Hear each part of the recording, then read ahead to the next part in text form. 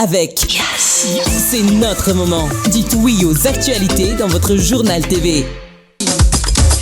Isa ihany ny extra propre ndana tonga de mividy zao de zao fa io mety be aminao antsiray de tonga manantona anao izahay iara-dalana isika mitetika asanao ho vita indrana 643 manantona anao ny fampindramam-bola manolotra anao ny vaovao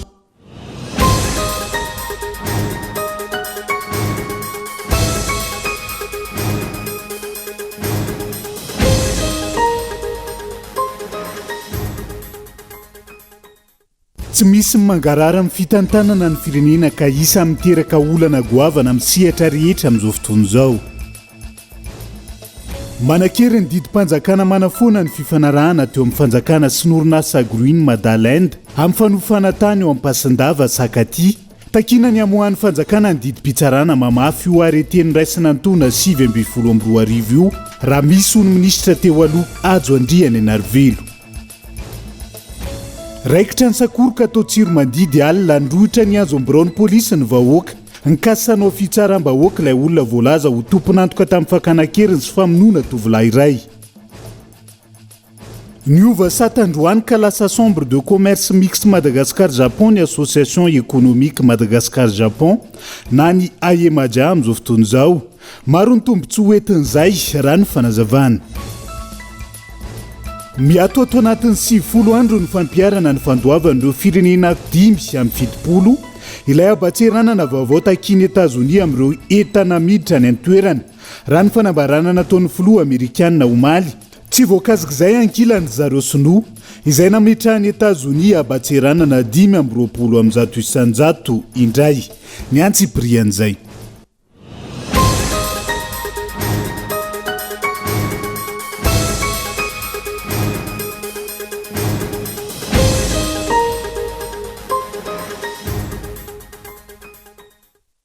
Mgadondrainy amin'ny valoralina fotoana ny fampalalam-baovaontsika eto amin'ny fitalavitra kolo atena ny araba tomboky lasy tongo vavy manasana ihany koa anaraka ny antsiprian'izay toy ny mahazatra matoa andatsoratra nondeha hanokafana ny fiarahana amin'ity ala ity. Tsy misy mangarara amin'ny fitantanana ny firenena ka miteraka olana goavana misihatra rehetra amin'izao fotoana izao. Tsy misy ihany koa ny fahavononana iroso amin'ny fifampiresahana ataon'ny mpitondra fanjakana ka miteraka ny amboletra sy ireo karazana erim-pamiretana samihafa matoa andatsoratra. Nanaitra ny maro ny zavanitranga teny votovorona ny maraina teo. Raha toka ireo mpianatra no fantatra hatrizay fa mitokona noho ny fitakiana samihafa dia ireo taksi be indray tamin'ity androany ity. Antony roa ny voalaza ho nahatonga izany fitokonana izany raha ny loharanom-baovao azo avy eny an-toerana. Voalohany, tsy mahazo mivoaka miasa maraina intsony ny taksi be. Manomboka amin'ny 10 ora maraina vao mahazo alalana andeha. Faharoa izay nahabe resaka teny anivon'ny fiarahamonina ny filazana fa noho ny fahaverezan'ny kisan'ny sefo ka nilazana fa mety ireo taksi be ireo no mitondra mpangalatra. Tsy dirana lalina izany fa nisarena ny saina dia ilay fomba fampiasana sy fampiarana ny fahefana. Tsy omena tsiny satria avy any ambony no ohatra laina tahaka hoy ny sasany. Tokony ahy mifampiresaka ka hijery ny tombotsoany be sy ny maro hoy kosa ny hafa. Zava-dehibe io fampiresahana sy fahaizana mijery ny marimaritra iraisana ho tombotsoany ny be sy ny maro io. Ary izay no tsy ampy eto amin'ny firenentsika ka miteraka ireny olana isan-karazany ireny. Noho ny tsy fisian'ny fampiresahana no miteraka dizadiza politika. Ny tsy fahaizana miaino ny hafa no miteraka fitakiana etsy sy aroa iarovany mponina ny taniny tsy anekeny ireny tetika asa-pampandrosoana samihafa ireny. Ny tsy fampiny fampiresahana no miteraka ny amboletra ka mahatonga ny vahoaka ifanandrana amin'ny mpitandro filaminana tahaka ireny raha tsy ilaza afa-tsy ny taotolo ary farany teo. Ny tsy fahaizana mijery sy mitsinjo ny hafa no miteraka ny fanaovana tantera-fadrakotra ny arem-pirenena, ny fanaovana mpimamba ireo arena vojanahary sy ny fibodona tany etsy sy aroa. Sarotra ny sy ny filaminana sy ny fampandrosoana raha tsy misy eo amin'ny mpitondra sy izay omena fahefana izay fahaizana miaino sy mamaly ny etaetan'ny mponina izay. Ankoatra ny fampiresahana, tokony isy ihany koa ny mangarahara amin'ny fitantanana ny firenena ka na inona irosona ilainy vahoaka ny fisiny ny mangarahara. Misy ve ny mangarahara amin'ireo tetikasa irosony ny mpitondra ankehitriny ka ilazana mazava ho fantatry ny be sy ny maro ny momba ireny tetikasa ireny. misy ve ny mangarahara amin'ny tetikasa Bastoliara, ny Nosy Sakaty, ny Tanamasoandro, izay notapahana tao anatin'ny filan-kevitry ny ministra Omaly fa aloha ny fanonerana ny fanesorana ny fizakamanana ireo tompon-tany, aorian'izay dia herisona ny fiarovana ny tany. Misy ve ny mangarahara amin'ny ilay tetikasa Salaky Arivo, ka nanamafisany mponina ao Ambodifasy na Batolampy tsy mahafotsy, ny ahihany indray amin'ity androany ity, ary nilazana fa novaina ny drafitra natanterahana ny tetikasa, ary mbola iampy vokatra izay ny tanimbary fivelomana sy ny fiarian'ny mponina ho totofana indray. Raha misy ny mangarahara, raha misy ny fifampiresahana, resy lahatra amin'izay tetikasa herisona ny mponina, iena izay fitakiana zo, iena ihany koa ny fitakiana fanajana ny mahaolona eto amintsika ireny. Iena ny fampiasana hery famoretana, ka iverina amin'ny laony ny fiainan'ny mponina voakasika, miatrika ity fahasarotan'ny fiainana, izay tsy ahitany mpitondra vahaolana mazava, ady izay ka hatramin'izao ity. Raha raisintsika manokana makasika an'izay fitakiana ny mangarahara voaresaka tao anatin'ny matoan-datsoratra izay, miatra ary manan-kery ny didim-panjakana manafoana ny fifanarahana teo amin'ny fanjakana sy ny orinasa Agroiny Madalende amin'ny fanofana tany ao Ampasindava Sakaty amin'izao fotoan'izao. Amin'ny anaran'ny mangarahara mitaky ny amoahany fanjakana ny didim-pitsarana mamafy ho arete no raisina ny taona 2024 raha misy minisitra teo aloha. Ajo andriany Anarvelona dritra ny valandresaka nataony ho an'ny mpanao gazety tamin'ity andro anty onona sainy. Amin'ny anarany mangarahara, takina ny amoahana ny didim-pitsarana manafoana ny arrêté 27227 /2019-MHTP ny fa 7 novambra 2024 momba ny fampanofana tany ao Ampasindava Sakaty nomena ny orinasa Agroiny Madalende. Samy tsy maneho izany na ny fanjakana na ny orinasa. Araka izany, mbola mitoetra io fanafoanana io hoy Ajo Andriany Anarvelo, izay ministry ny fanajariana ny tany, toeram-ponenana sy ny asa vaventy tamin'izany fotoana, nanosiny io fanafoanana ilay fifanarahana io. Mitsika zany mila zavatra mangarahara satria réserve foncière touristique ilay zany hoe fananam-panjakana mba tsy lazaka hoe patrimoine de l'État zany reny, dia rarina sitsiny raha mangarahara ny fitantanana azy sy ny fampiasana azy, dia raha misy an'izany didim-pitsarana zany dia tokony avoaka dia tokony angarahara ihany koa hoe iza marina reo orinasa reo mba ho fantatry ny tsirairay avy hatramin'ny alako tao amin'ny ministera aloha tsy naheno mihitsy hoe nisy didim-pitsarana nivoaka. Ary raha nanontany mbola tsy mahalala an'izany ny any amin'ny fananantany amin'izao fotoan'izao, raha tsy hoe tatoato angary vao mivoaka zany zay aloha dia tsy fantatro. Mbola miantra foana iny raha ohatra tsisy didim-pitsarana nivoaka, ary misy didim-pitsarana dia tokony avoaka ilay izy hoe fitsarana iza ny namoaka azy dia iny dia foana tamin'ny noviana, daty noviana ilay izy, dia anjarany eo amin'ny ministère indray no hoe anao appel ve sa tsy anao appel amin'ilay izy. Fa ny zava-dehibe ao anatiny eo dia ilay mangarahara zany zao isan'ny mila mangarahara, mila fantatra daholo eo anatin'izay. Ary zay no mahatonga anay rehefa tsy misy ilay mangarahara dia mety zay ngamba nahatonga anay aloha misaraka, fa tsy mety aminay ilay fitantanana tsy misy mangarahara zany dia misaraka. Fepetra maro voalaza ny lalàna no tsy feno ity orinasa Agroiny Madalende nahazo tany-panjakana tao Nosy Sakaty sy tany Tomasina ity ohatra ny fanazavana. Antony nandraisana ny fepetra fanafoanana ny fifanarahana teo amin'ny fanjakana malagasy sy ny orinasa. Rehefa nijerenay ny taratasy dia tsy misy tarainana avy any amin'ny Nosy Sakaty tamin'izany fotoana izany. Zay tsy voajery tao anatin'ny fanomezana n'ilay baile amfiteotika. Faharoa, misy ihany koa araka ny voalazana lalàna boky nandraikitra tsy maintsy atao, zany hoe cahier de charge spécifique tsy maintsy atao ho an'ny tany ohatran'ireny. Ary ny araka ny lalàna zany dia efa misy banga ao anatiny eo. Rehefa nampanantsoa ny orinasa io dia tsy hitanay no hoe iza ny tena tompony ary iza ny tompony andraikitra aminy, satria tsy namaly mihitsy izy. Zay no nahatonga anay nanapa-kevitra ny hoe tokony foanana io zany amin'ny lafiny teknika dia niraisin'ny ministera fanajariana ny tany ny fepetra noho nireo tsy fahatombamana ara-teknika dia amin'ny tompony andraikitra politika koa dia nandinika ihany koa fa fanaraka zany ihany koa ny aya ary ny asan'ny ministra dia miaro ny tombontsoan'ny fanjakana malagasy sy ny vahoaka malagasy. Rehefa nojerena ihany koa ny registre du commerce et des sociétés an'ny orinasa Agroiny Madalende, voasoratra mazava ao anatin'izany fa ny taona 2024 no nitsangana ny orinasa ary misehatra amin'ny famboleka-hazo sy ny fiarovana ny ala no antom-pijoroany. Eritao natao reny fitsanganana io any amin'ny sehatry ny fizahantany sy fananganana hôtely lehibe kitana 10 indray no nirosony ka nangatahana izy ireo ny tany 7.10 hektara tao Ampasindava Sakaty. Sehatra asa roa samihafa izay tsy mifandray ka isan'ny mampametra-panontaniana sy mampiayany ministera tompon'andraikitra tamin'ny taona 2012 io. Ambon'izay 2012 ny orinasa Green Madalonde no nahazo ny fahazahon-dalana avy amin'ny fanjakana ampiasany tany ao Ampasindava Sakaty fa tsy nanao na inona tamin'izany tany zany hatramin'ny taona 2012. Aty amin'ny taona 2012 niroso tamin'ny fisamborana ny olona izay miaro ny tany ny fanjakana manomiditra antsehatra amin'ny tiraraha ity ihany koa ireo eny fotony miaraka amin'ny mpitandro filaminana izay miendrika raha matahora samihafa. Ka tsy manara-dalàna anie zany ny préfet, tsy manara-dalàna izy satria anjaran'ilay orinasa no fandamina mivoaka ny toerana any sy ministère. Alohan'ny tsanganan'ilay réserve foncière touristique any dia efa misy état des lieux. Amin'izay état des lieux zay dia mazava ho azy tonga dia fantatra ao anatiny daholo hoe efa nisy olona ve teo sa tsy misy. Dia eo mahavariana any hoe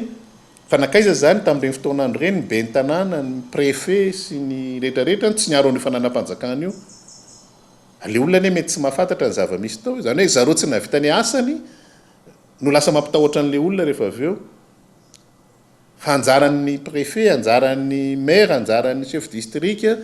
anjaran'ny responsable ny directeur régionaux any iny miaro an'ireny fananam-panjakana ireny. Hoe misoratra amin'ny fanjakana ito dia arovany zany. Ary teo anelan'elan'izay anjaran'ny zareo ihany koa raha ohatra hoe tena mitombona le bail phytotique, anjaran'le olona tompon'le bail zany niaro an'le toerana. Dia na place ary nanakana ny olona tsy hita tao anatiny tao aoriana nanaovana sinian'le izy. Fa ny olona efa mipetraka tao hatramin'izay tsy azonao isorona fotsiny amin'izao hoe roana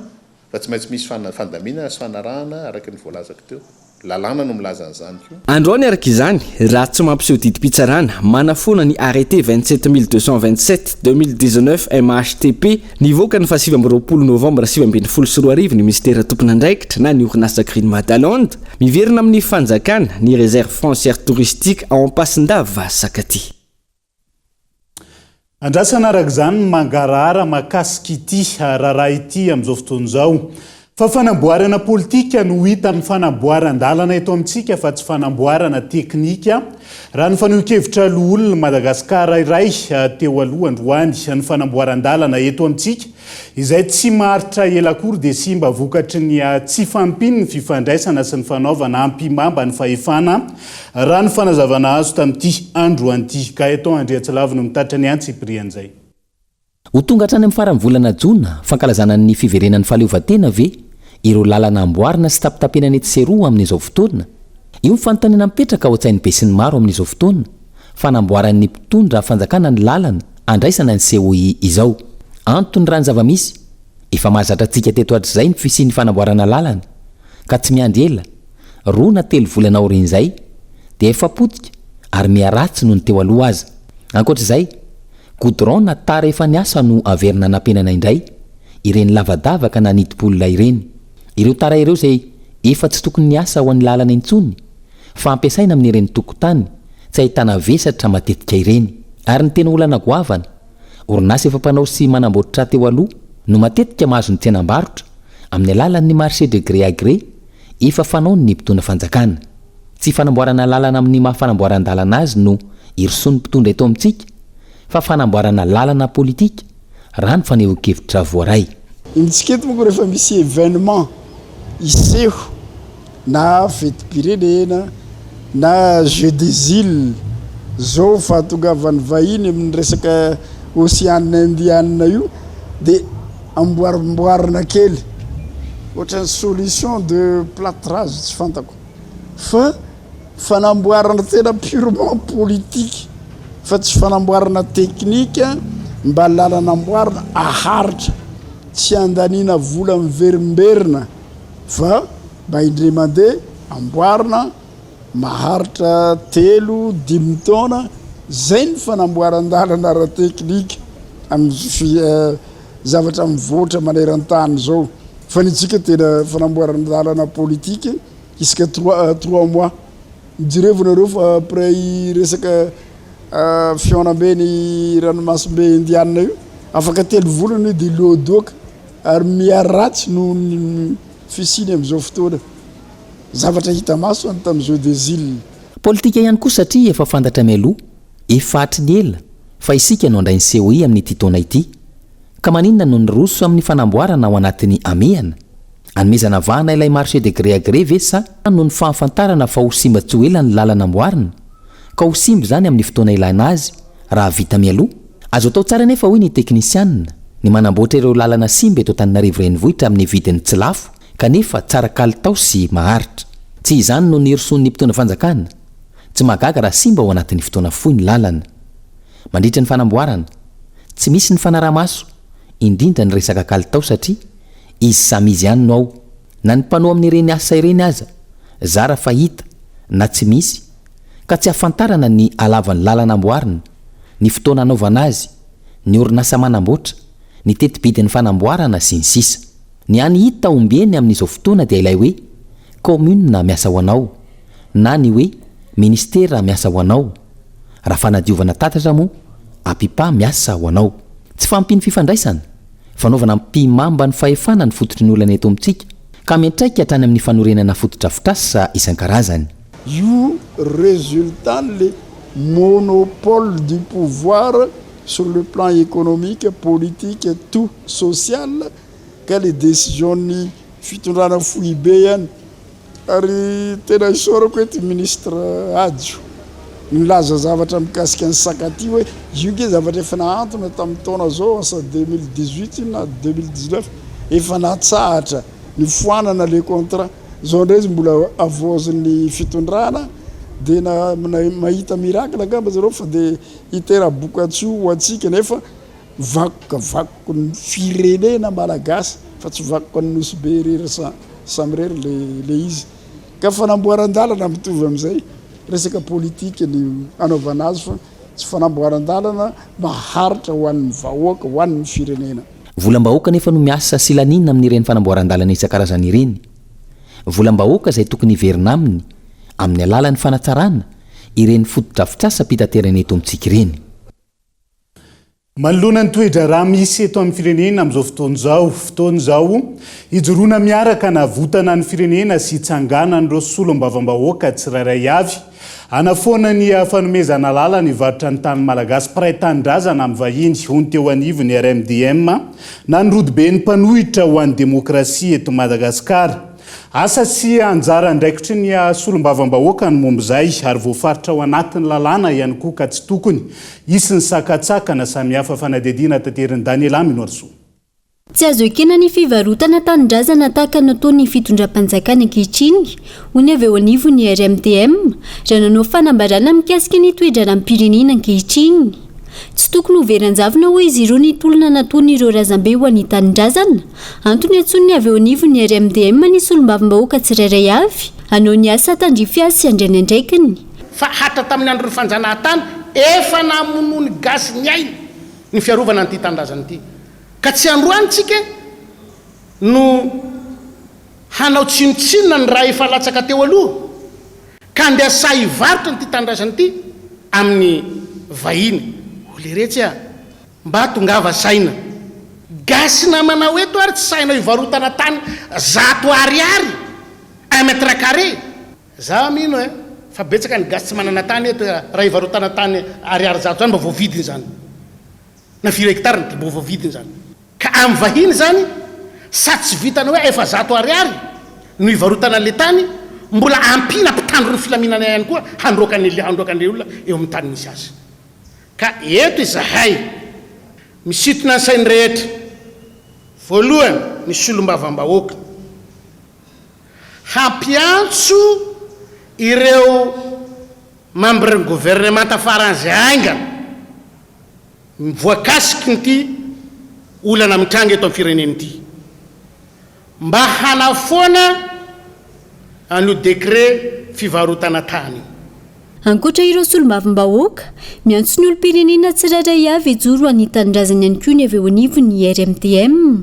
tanindrazana iaramanana hoy izy ireo i Madagasikara ka tokony ho sarotiny aro izany izay matsapa fa malagasy fa izahay ato amin'ny RMDM dia tsy anaiky any Madagasikara ho lasa zanatany amin'ny andro mazava zao. Na inona no mety ho vokany ary na inona no mety ho vitiny, tapa-kevitra izahay fa hanavitra any Madagasikara. Izay no anomezanay toromarika ny RMDM rehetra manerana Madagasikara. Raiso ny adidy, raiso ny andraikitra, fanavotana amin'ity tanindrazana malalatsika ity. Aza manaiky, aza miemitra fa masina ny tanindrazantsika. Fa tsy ho avelatsika ho hitsakitsahan'ny olona vahiny ny firenentsika. Raha ny zava-misy amin'izao fotoana, voaporofo tanteraka izao fa Frantsay tompon-tany sy manjakazaka eto amin'ny firenena ankehitriny. Ahitana taratra izany ny fihetsiketsehana amin'ny fanadiovana etsiroa amin'izao fotoana, ny fanamboaran-dalana sy ny sisa. Andro vitsy mialohany hatongava ny filoha Frantsay eto an-toerana. Tanimbary sy tany fambolena amina hektara maro indray no ambanana hototofana tsy ho ela eny Ambodifasina, Ambatolampy Tsimafotsy anohizana ny tetikasa-panjakana Lakiarivo amin'izao fotoana izao, raha ny fitaraina ny roapolona voakasika tamin'ity androany ity. Manoloana ny fiovandrafitra amin'ny famitana ny tetikasa ankehitriny, mampanary mety ofisiany mafia, mialokaloka ambadika izany ka tsy hanaiky hanotofana ny taniny hatramin'ny farany roapolona raha ny fanazavana azo tamin'ity androany ity. Tsara Soarvely no mitatitra ny fanadidina.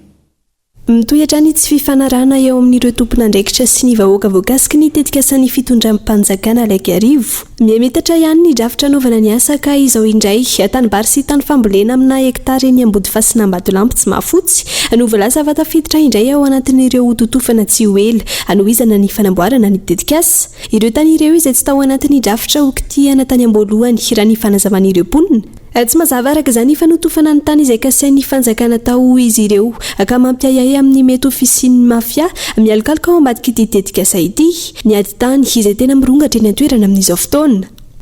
Dia fa ahoana ma izany miovaova foana fa zay nge tamin'ny voalohany tsy voakasika izany tao ny ovaova io izy le mavomavo izy a exproprié dia le maitsomaitso izy atouché dia njereko le mavomavo atanim-boly dia ny maitsomaitso tanimbary. Dia teny moa za hoe zay ho atoko koa dia kategorika aloha fivelomanay io tsy omenay ary fantatray ilay izy fa misy manaratra projet satria herinandro talohany io nisy no tonga tety. Zay zany manafatra ny président de république fantatrao ve zao satria mifangaro amin'ny projet présidentiel mifangalarana tany ataon'ny mafia mpangalatany ary io tsy mpaniry eto aminay ihany io misy mercenaire ampiasainy zareo avy eo atoerana, misy mercenaire ampiasainy zareo avy any ivelany zany hoe mipatambazotra le izy angalatra ny tany tatsaha. Dia le izy tena voaporofo le izy dia zay ny teneny amin'ny président de république fantatrao ve zao tompoko jereo le tatsaha sa ianao koa ao anatiny. Tena mifona ako amin'ny tenan'izany fa tena mijaly zay, tena mijaly le vahoaka malagasy ary za nga mahita anareo foana amin'ny télé lava laonay ny androm-piainako divako tany foana. Tokantrano izay tatsasaika mivelona amin'ny fambolena no very asa raha toka irosona ny fanotofana ireo tany fambolena. Fanapakevitra izay hanamafy ny fahantrana sy hamono ireo mponina ka tsy eken'izy ireo hatramin'ny farany. Aiza zay faran'le vahoakanay? Aiza ny faranay? Tantsah daholo ny eto. Misy asa miforona ho an'le vahoaka vera ohatra ny fivelomany io isan'andro no alaina aminy. Dia misy asa miforona ho anazy ve ao arinany io. Tsy misy vary volentsony. Zao ary ny tsy fandrimpalemana efa manao ny ataony noho ny tsy fisian'ny asa ty ambanivohitra. Ny vokatra ndray efa miaratsy noho ny toetrandro. Dia zao ndray ny kely ananan'le vahoaka vao mialana aminy. Nandeha tsy kelikely io efa zay le teneko zay mitatra foana le izy dia tsy fantatra intsony hoe mety hatraiza ny farano io zavatra io. Ary ny ahihany rehetrarehetra zany dia hoe misy fiafenana amin'ny fangalara-tany ilay zavatra atao ety Ambatolampy Tsimafotsy. Efa firy amanjato ny hektara zany no lanina ety Ambatolampy Tsimafotsy projet présidentiel. Mba mety ve zany? Mety ve zany ho aiza daholo zany le vahoaka izay mampiasa an'ireo amanjato ny hektara ireo. Araka ny fifampiresana teo amin'ny komina sy ireo tompony tany voakasika ny maraina teo no tokony hiaona tamin'ireo mponina ny avy amin'ny ministera-panjakana miadidy ny tanàna vaovao saingy sy tonga ity farany hatranga izay manamafy ny sy fahamatora ny fanjakana amin'ny fandraisana fanapahan-kevitra. Efa hiara-mahalala ny olana amin'ny resaka famparana an'asa eto amintsika vao maika sy mbaina ny fivelomana ireo vahoaka miezaka mizaka sy mamelo tena atakalo tetikasa itraitra. Tsy mbola tanteraka hatramin'izao ilay fampanantenan'ny fitondrana rajoelina anome tany amokarany tantsaha nefa izao nefa voajary indray no totofana hatranga ampiletika ny vahoaka malagasy hoy ireo mponina ny taraina. izay ihany koa no hoentsika misety vetivety ao anaty tokafoy mbola maro ny fanadiadiana azy vavao misongadina mbola hoentina aminao rehefa avy eo santionan'izay ny mahakasika ny savorivory tany tsiroany mandidy omaly alina eo ihany koa ny trangam-piarahamonina mahakasika ilay olona maty teny anivon'ny zandary teny talata maty izay isa mitarika resabe ihany koa amin'izao fotoan'izao aza misaraka aminay ary ao anatin'ny tapany faharoa no anarahantsika ny antsiprian'izay.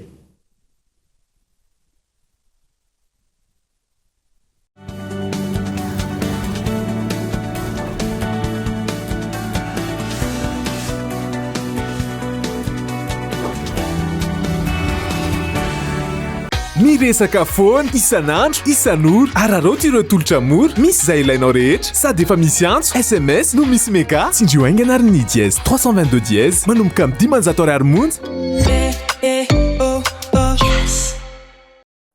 Sarobidy ny fotoana ka na ny segondra ray azy manandanja aza velo resiny rotoroto ireo fotoana mamy manokana fotoana ho anao sy ireo olona akaiky ny fonao ho any nofinofinao sy ny tetikasanao miaraka amin'ny indrana 643 ao amin'ny PAMF miamora kokoa ny fiainana aza miasa saina fa ho karakarainay ianao antso ray dia tonga manantona anao izahay iara-dalana isika miteti-kasanao ho vita indrana 643 manantona anao ny fampindramam-bola. Extra propre Dinara le vovtsavony Extra propre Rakalte izy no tena ambony Extra propre Ankoany savambara Extra propre Mbola savony io no tena tsara Extra propre Enoy Ity misy vaovao atolotra ho anao Ity ny savony vaingana ny fiasany tena haingana Mora manala loto Rana salamba tonga de mazoto Savony vaingana io mandratra tsara Tasiraheta to de miala Tsara kaltao Mety be aminao Rehefa mandeha amin'ny épicerie E ikisa fotsy tenenry Rehefa mandeha amin'ny épicerie E ikisa fotsy tenenry E ikisa io le savony vaingana fotsy Io tena mety amin'ny raha fotsy E ikisa ihany ny extra propre Ndana tonga de mividy zao de zao Fa io mety be aminao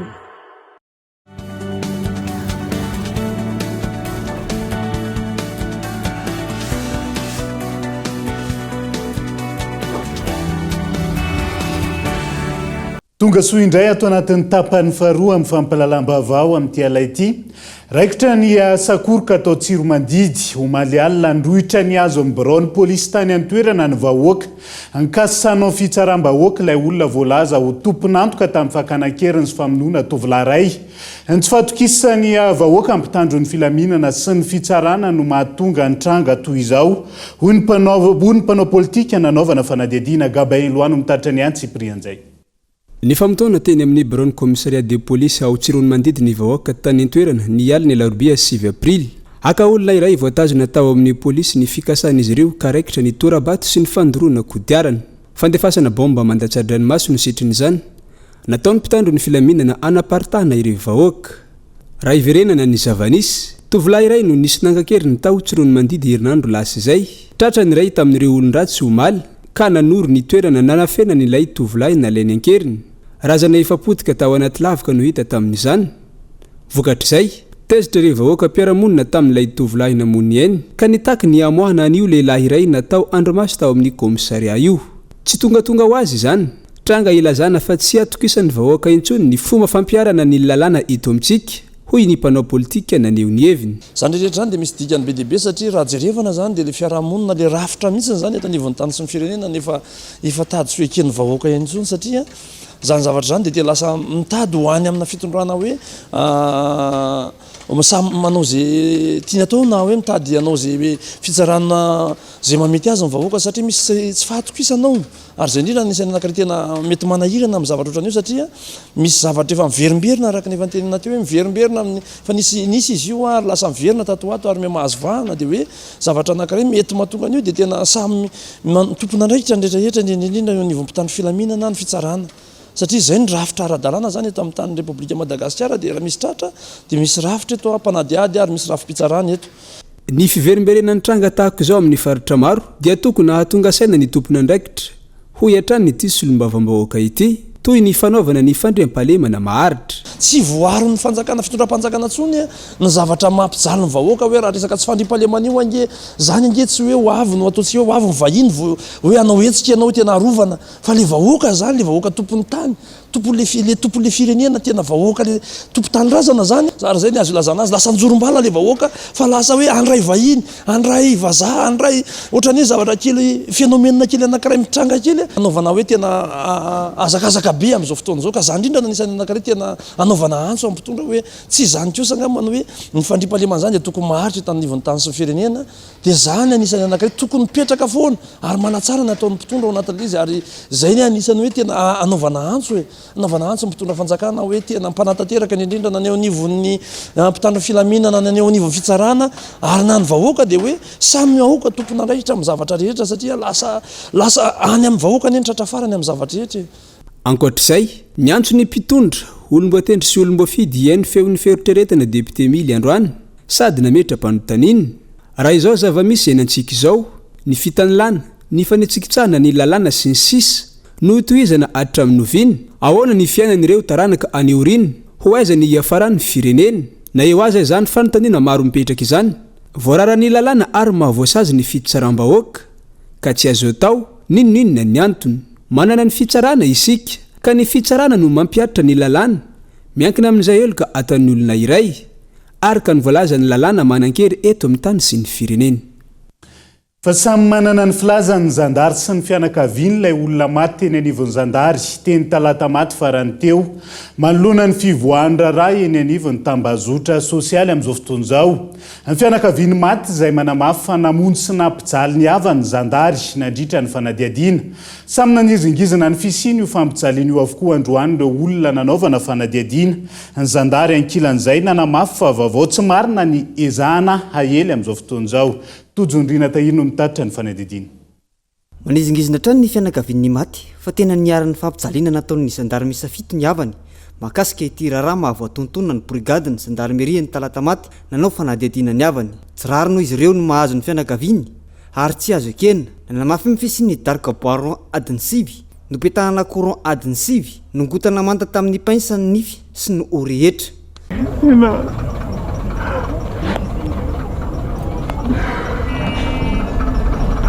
tena tsy rarany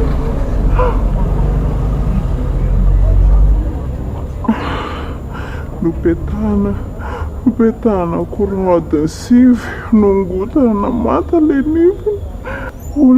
olona mbola tsy vita ankety mbola tsy vita ninina verety tonga dia daroana tonga dia atao an'izany nefa mbola tsy fantatra hoe meloka na tsy meloka le olona fa tonga dia endrikendrehana fotsiny amin'izao mafy ny tantaran'ny fampijaliana azo azy ny sasany tamin'ireo olona natao fanadiadiana nisy fanerena sieritseritra nanomboka hatrany amin'ny fisamborana tonga dia hoe atao amin'ny abattoir manko ataon'zareo lefitra ray ao mety amin'ny abattoir dia natsofoka atao dia naisaka zareo le latabatra dia samy mandaka izy rehetrarehetra io le izy ka io le trasy namenao tireo mbola tsy maty nefa eo fa ho ray volana zay reto le tamin'ny tongotra le ana dia igny izy mba hanavotako ny aiko satria zay efa nataon'zareo hoe ty basy ty apetrako amin'ny tratrany lahy ty dia ataonay namaly lahy dia alatsaka eto ny lahy raha tsy teny anarany lahy zay le izy nataon'zareo zay renge tonga teo ambany mbola niteny izy hoe lahy tokony tapitra daholo nareo mitsamo raha tsy nisy olona andalo ka ty nijery anareo navoaka misy zany feo zany nanamafy nefa voalazany tao anatin'ny tambazotra serasera ihany koa ny fianakaviany maty hafa fa tena niaina ireo zavatra ireo ny fianakaviany nandritra ny fanadiadiana natao teny amin'ny brigady ny zandary roa herinandro izy ny teny amin'ny hôpitaly dia tsy natsiaro tena mihitsiny dia izao nitarika ny fahafatesany izao zany hoe ilay koa azo azy avy eny amin'ny brigady talata maty zany no nitarika ny fahafatesany dia misy ihany moa fijoroam-bolombelona ho an'ireo olona voatazona teny ihany koa izay nahita maso an'ilay torture ankilany kosa tsy nahazo ny version avy amin'ny zandarmaria ny talata maty sy ambodratrimo izahay manoloana ity tranga ity rehefa nandalo teny ny tao amin'ny pejiny sergena tananarivo no laza fa tsao inina elo vaovao io nanamafy fa voasampotra noho ny fanendahana taxi moto sy tambazotra mitambasy mandroba moto izy ireo nandritra ny famitorana ihany koa dia niaiky ny eloka vitana izy ireo raha nitatitra trany tao anatin'ny pejy tsy misy fon'olombelona azaka herina adiny 7 hoy ny avy ao anivony sergena na tananarivo hatrany tsy misy olona mijoro tsara toy ny amin'ny sary ao aoriany ny darka boiron voaja tanteraka ny lalàna sy ny zo nandritra ny famitorana natao azy ireo ary nosy niavana ao anatin'ny fitanana antsoratra izany tsy mandray olona marary na nampiarana herisetra mihitsy ary aseho manoloana ny mpitsara ny voapanga tsy mandray olona marary ho fonjaina ihany koa ny fonja olona salama sy tomady no naterina teny anivon'ny fitsarana hoy ny fanazavana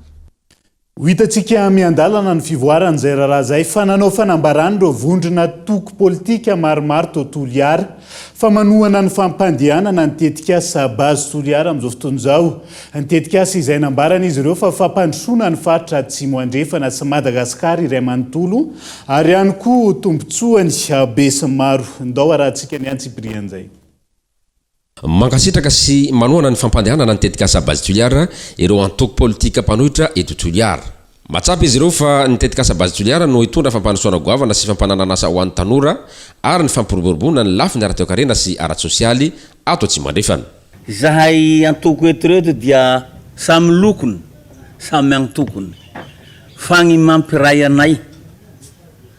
dia ny hisokafany bazy toliara hiasany tanora tsy ankanavaka hiasagny reny hiasagny tsy anasa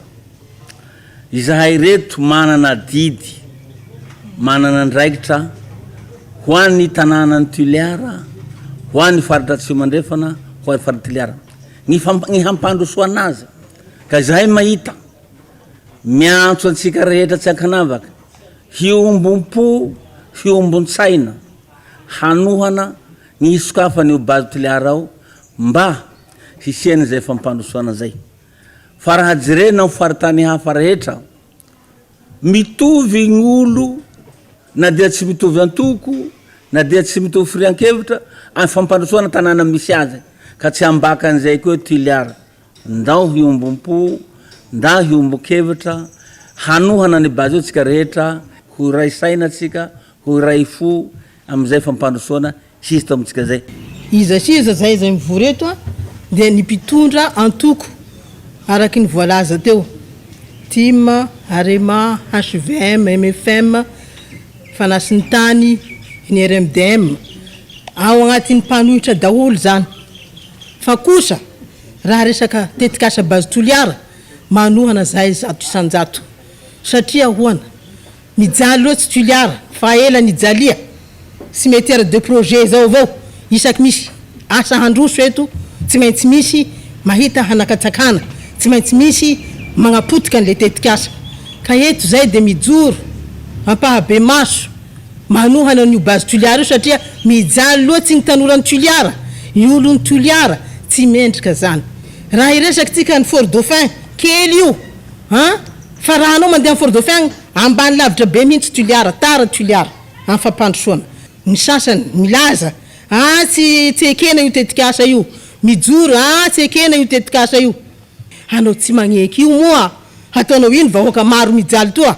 tsy ho vitany resaka avao fa omeo hiasany izy omeo hivelomany izy titsonjovana ny taranaka koa zany zay mahatonga anay mivory eto androany mitaky tsisy hatakandro ny fampandehanana bazy Toliara ny fanasana Madagasikara mankasitraka ny orinasa mba io koa orinasa eto Toliara hiasany vahoaka tsy anaky samby gasy tsikana samby zanaky ny Toliara mifankatiava hampandrosony tandratsika anty roa atao zay manohana ny bazy Toliara hiasany eto mba hiasany tanora tsy anasa mba hienany jiolahy mpangaroposo maro be sy ny tariky psykoloposy tsy zakany vahoaka fa tsy hainy atao mankasitraka mankatena andeha mbatao filoha izay manao ny bazy Toliara atao hoe eto Toliara hiasany vahoaka tsy anasa ny tanjona iraisana teto dia ny fampandrosoana ny faritra Atsimandrefana sy Madagasikara iray manontolo ka tsy vahaolana ny fisakanana ny tetikasa bazy Toliara izay hita fa hitondra fanovana lehibe eo amin'ny fanatsarana ny lafiny sosialy sy toekarena eto amintsika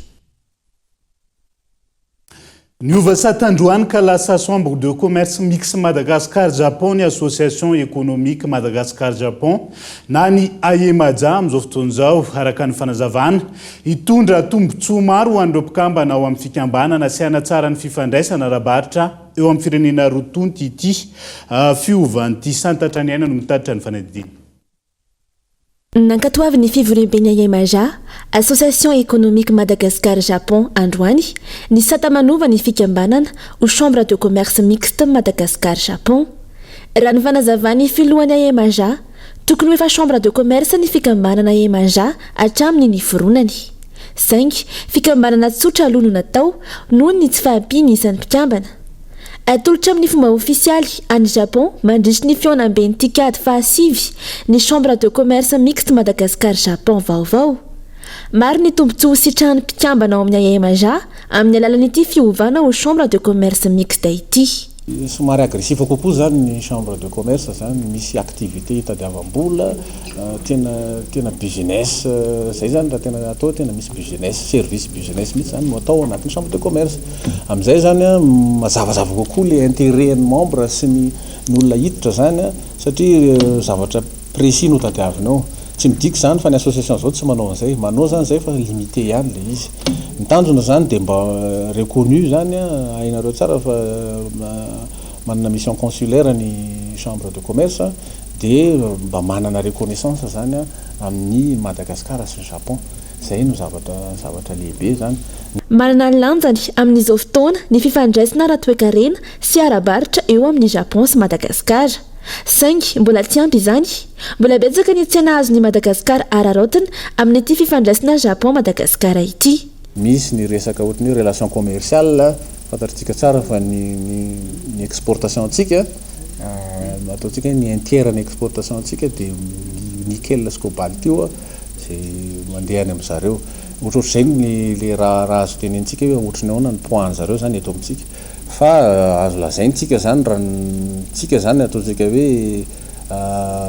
mandroso raha amin'izay lafina zay satria manana an'izay tsika fa tsy ampy nefa zay raha fahitanay anazy satria misy sehatra tsy voatery ngeza be ambato ve ngeza be ireo foana zany no manao production dia manao exportation fa zay mahita hoe misy PME be da be afaka manao an'le exportation dia zay mission anay zany miaccompagner an'izay. Ho tanterahina any Japon mifanindran-dalana amin'ny tikady fahasivy ny herinandro ny toe-karena AEMAJA amin'ny taona ity. Ny 17 hatramin'ny 20 aogositra 2024. Totosa androany kosa teny ivandry ny fivoriam-be ara-potoany AEMAJA izay nanolorana ny tatitry ny taona 2024 ary tafiditra amin'ny hetsika fanomanana ny fandraisana anjaran'ny Madagaskar amin'ny fionam-ben'ny tikady fahasivy. Tojo fa sahiranana maro ireo mpampiasa vola japonais maniry asa eto Madagaskar amin'izao fotoana izao. Santionan'izay ny olany angovo sy ny fodrafitrasa ny fitarazoan'ny fikarakarana ireo antota taratasy sy ny maro hafa. Teboka izay mampiemitra ireo mpandrahara sy mpampiasa vola ka hanaovan'izy ireo antsoavo amin'ireo tompona ndraikitra voakasika. Dao rahantsika amin'ny fanampanazavana mikasika izay.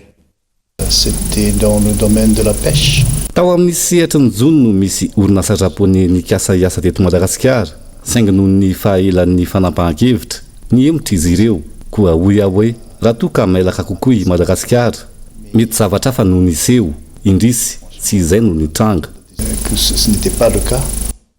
Lafomba vao hafa tonga nitsidika ny fitoeram-pitezana azazaka amboty felana maitso teny Ambobao Tonjet Club Madagasikara sy ireo délégation avy amin'ny Tonjet Club International. Ireo izay hanorina fodrafitrasa famokaran-drano ho an'ireo ankizy beazina eny anivon'ireo toeram-pitezana azazaka amboty io. Araka ny fanazavana tamin'ity andro an'ity Gabain Loano mitatitra ny fanadidina. Anolotra fotodrafitrasa famokarana rano ho an'ireo zazak'amboty tezaina ao amin'ny orphelinat felana maitso Ambohibao ny Tonjet Club Madagascar toaniny Tonjet Club International. Tonga teny amin'ity ivotoerana ity androany ny délégation notarihiny ramatoa Anne Coco filoha maneran-tany ny Tonjet Club. Ny fahitana ny finiavany akany felana maitso manampy ny perabelona no nanosika n'izao fiaramiasa izao hoy ny teo anivon'ny Tonjet Club Madagascar. Ny fisitrahana rano raha teo no olana sedena akany hatramin'izay ka zava-dehibe ho azy ireo izao tolo-tanana izao. Ary tena tsy manana rano tsy lalana rano zay nefa ny ataony ny zaza mihinana biberon zaza mila misasika le toandro alohan'ny sakafo izy mila manasa tanana misasa tongotra misasa mialina alohan'ny tory raha mahita reny mbola vidina bidon sarotra be zay fa amin'izao fotoana zao kosany noho ny projet ndry zareo reto ny Tangent Club Madagascar na international dia tena mahafapo tsy tsaiko izay volazaina fo za hoe tena afapoa faly afapo amin'ny rano ankizy manodidina ny 400 isa eo no efa nandalo synube azy natao amin'io ivitoerana io hatramin'ny 30 taona nijoroan'izay zazakamboty na ariny fianakaviana na tratra ny herisetra avy eny anivon'ny fiarahamonina no raisina ao amin'ity akany ity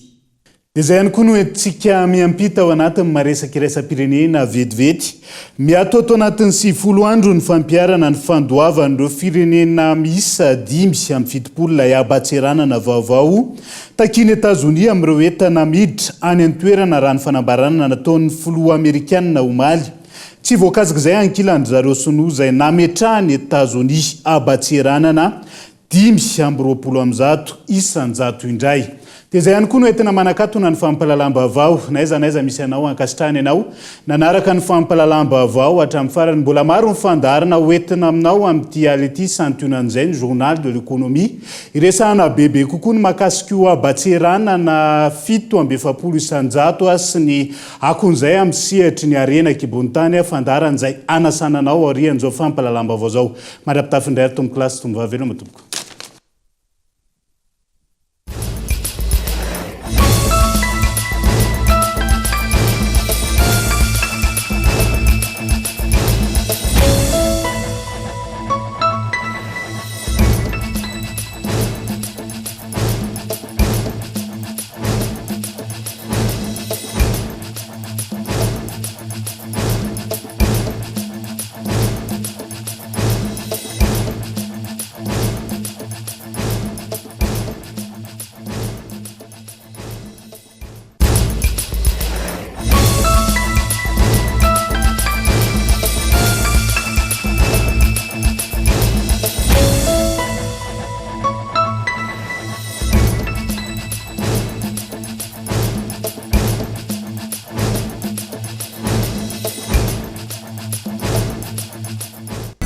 ray dia tonga manantona anao izahay iara-dalana isika mitetika asanao ho vita indrana 643 manantona anao ny fampindramam-bola vous a présenté ny vavao X ihany ny extra propre ndana tonga dia mividy zao dia zao fa io mety be aminao. Avec